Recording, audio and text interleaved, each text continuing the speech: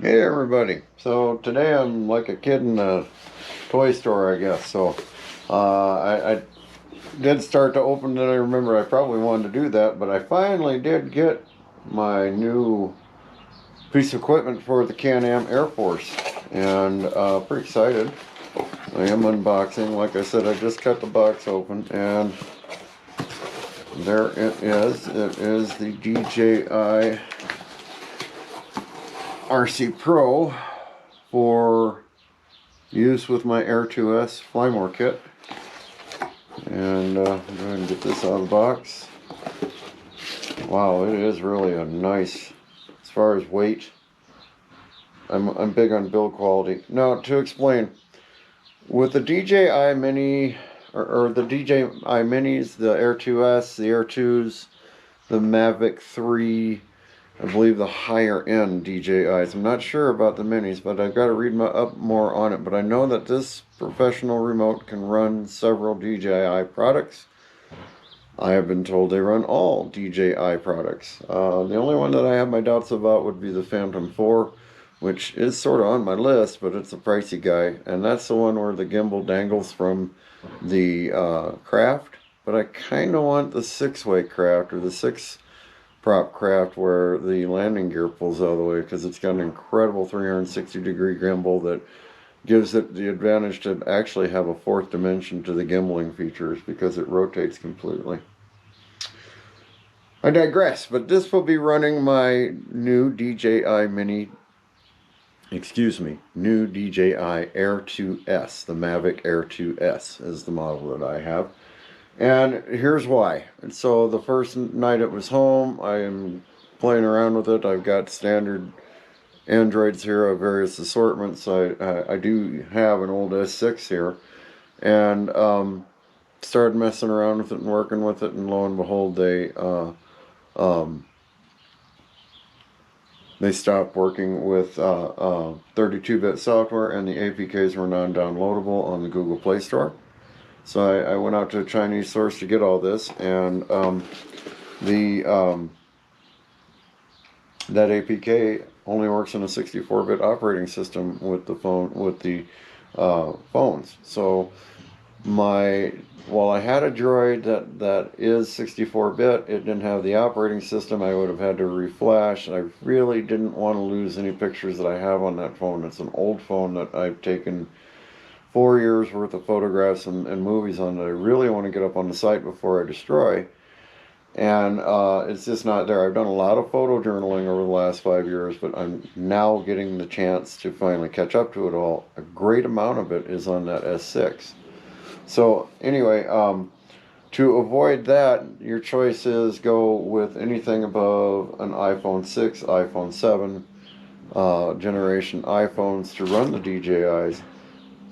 I'm not going to lie to you, I'd rather pull my own teeth with a pair of pliers than own an Apple. I don't like the operating system. I never cared for the way that they operate the screens. And I'll be quite frank with you.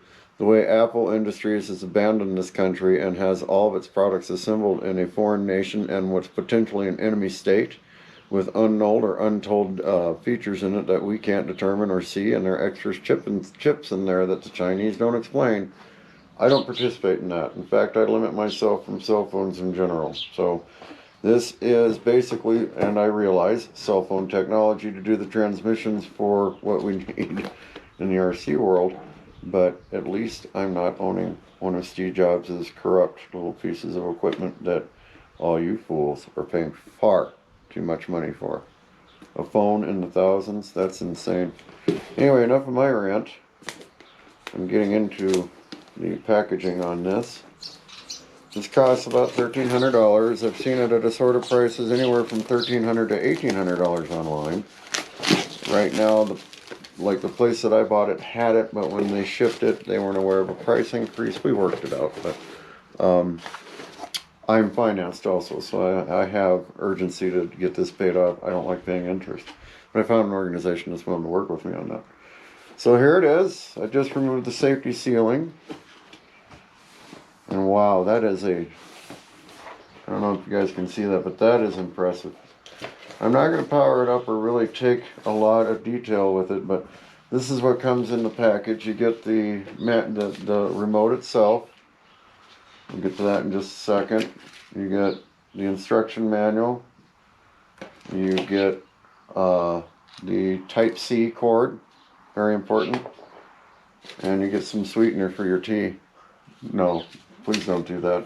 Oh dear God, I'll probably get sued.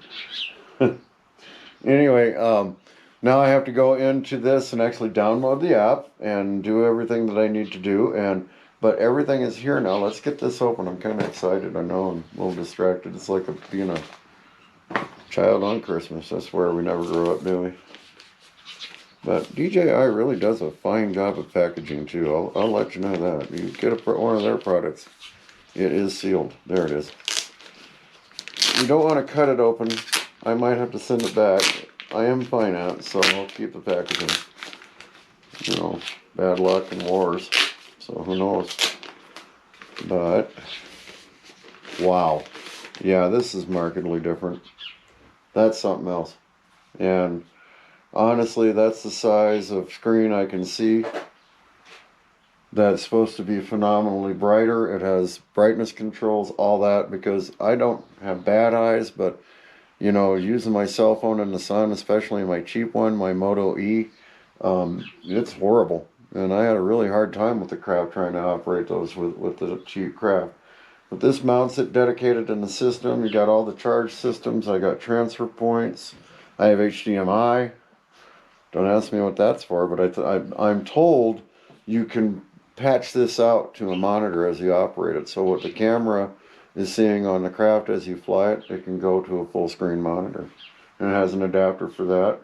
It has looks like a micro SD for its own storage, and then the Type-C. And then back you got the two switches. I'm assuming that's for camera 1, camera 2.